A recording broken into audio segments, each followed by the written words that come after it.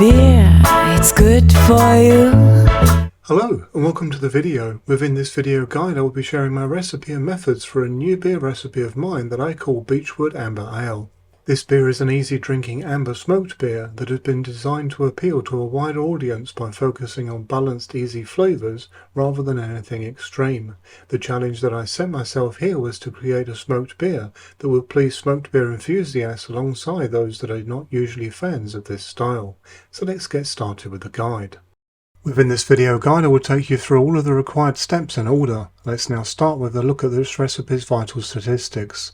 As you can see, the recipe offers an approximation of 5.5% ABV. The BUGU here shows the relationship between bitterness and alcohol, and at 0.38 this one is moderately bitter for its style, which is part of its design to make it something that a range of drinkers can really appreciate. This recipe, like the vast majority of my shared recipes, has been written solely by me and has gone through various stages of development and tweaking to reach its current state, which gets my full approval, so please do brew it with confidence. The recipe can be found in full within the video's description, which is underneath the video window when viewed on a desktop computer on YouTube. You will also find a link there to the full recipe on Brewhouse, which can be used free of charge with some restrictions. I suggest that you fully convert the recipe before ordering in your ingredients so that you're actually brewing the recipe as it is intended. I also strongly suggest that you brew this recipe as is the first time rather than tweaking it. Resisting that temptation, I promise you, will be worth it. As a helping hand, I have an easy guide to recipe conversion using Brewhouse on my channel as shown on screen now. Within this video, this recipe is being brewed using a BrewMonk Wi-Fi B40 brewing system to the volume of 10 litres or approximately 2.64 liquid gallons. But as part of the conversion process, this can be scaled to suit your brewing system and volume requirements. Shown on screen is the water profile that I recommend for using with this recipe. This is ideal for a beer of this type, where we want a balance between malt and hops. I suggest that you plan your water profile ahead. After all, beer is mostly water and its balance is important, so that it suits the beer that you are brewing. Now this may sound a little bit scary, but Brewhouse also has very good documentation on how to use the software to make the necessary water changes too, which makes it very easy. For this reason I suggest that all brewers, irrespective of experience, start treating their water as soon as possible for the very best of end results. Let's now start the actual brew. I've already added the mash water and grain, and am now giving the grain a good stir. When it came to the mash water for this recipe, I simply followed Brewhouse's recommendations for this 10 litre batch, but as you may be able to see here already, this did not give me quite the desired mash consistency, as the mash was far less liquid than I usually look for, which can impact the efficiency of the mash and can also lead to sticking. However, this is not Brewhouse being at fault. Do keep in mind that grain can vary wildly, and one area is how well it absorbs water. So I added 1 more litre of mash water and the result was far more satisfactory. This litre of water was found from the proposed Sparge water to keep this brew within its volume. As you can now see, this is a far more liquid and thus manageable mash that will work nicely. It is important as we brew that we keep an eye on such things and adjust as we need to. The more experienced you get, the more you will see the early signs of something that is best to address. I have now put the mash schedule for this one on screen in both metric and imperial measurements. As you can see, this one has a fairly high mash-in temperature. The point of this is that it produces sugars that will be much harder and also impossible for our yeast to eat and turn into alcohol. This will not create sweetness as such within this recipe, but it will leave some sugar behind that will result in a fuller bodied beer, which pushes our final gravity for this recipe to 1.013. Due to the ingredients used in this recipe, without this higher mash step, we would have had a drier beer, which frankly did not work anywhere as well as this less dry version. With the preparation now done, it was now time to start the mash. Let's now look at the grain bill for this recipe and I'll explain my choices and their effect. Firstly, at 45% of the grain bill we have pale ale malt. This will provide our main fermentables, but also an almost blank canvas that can be added our intended flavours onto. You could actually use Pilsner malt here. At one point of this beer's evolution the base malt was Pilsner, but I swapped it out as I noticed a slightly better end flavour using pale ale malt. It is fair to say though that these base malts can vary a fair bit worldwide. Then at 40% we have Beech smoked malt, which is a prime flavour ingredient.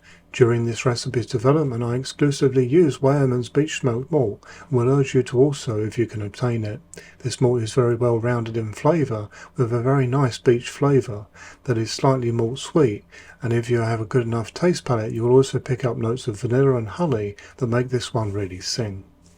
Then at 10% we have Caramunich malt number 1, which is a drum roasted caramel malt that adds in a nice rich malty flavour along with some biscuit and caramel flavours.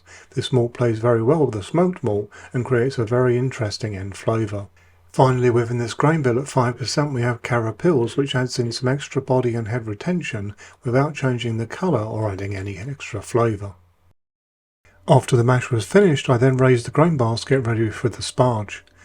This Brewmonk Wi-Fi brewing system has 2 levels that you can raise the basket to, and because this was not a large size batch, the first level was more than adequate. I then performed a manual sparge across the grain bed. You will note that I have not used the Brewmonk's top plate for either the mash nor the sparge.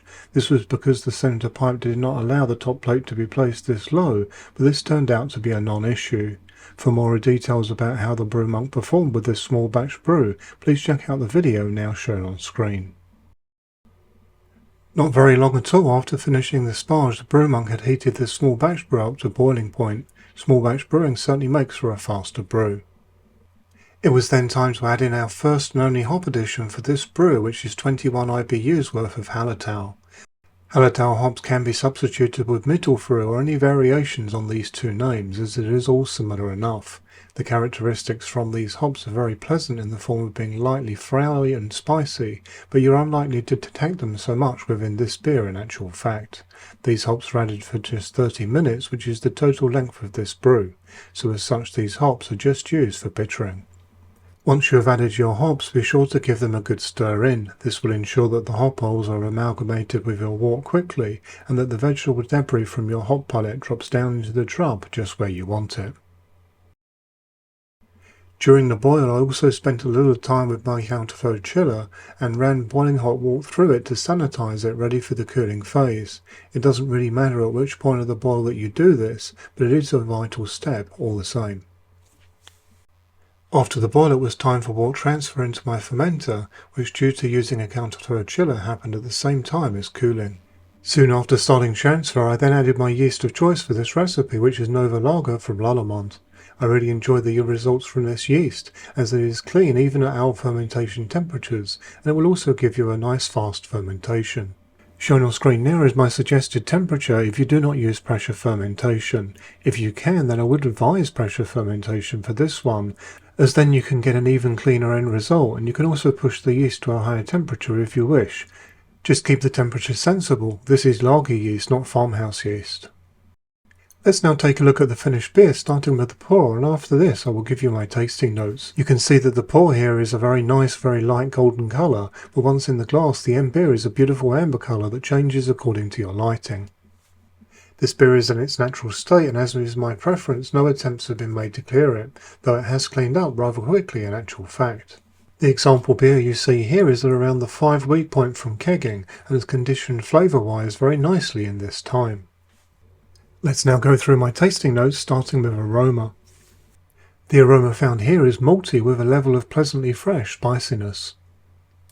Flavour. The entry to this one starts with slightly sweet caramel, then you move into a malty and smoker flavour mix that varies down the glass before finishing with a nice refreshing spicy flavouring. The variety of complementing flavours here are very easy and rounded. This beer has been designed to be easy drinking and very approachable by those that would not normally appreciate smoked beers, but at the same time it offers something that will please those that are smoked beer enthusiasts too.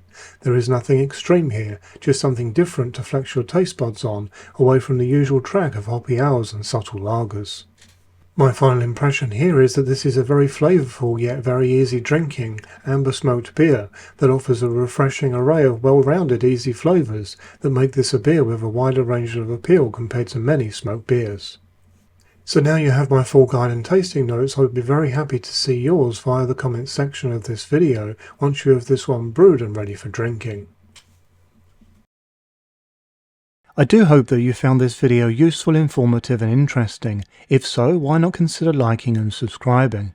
For further support, you can join the channel's Facebook group, and if you would like to support the channel, then check out the channel's merchandise store, as all profits go back into the channel. Until next time, happy brewing!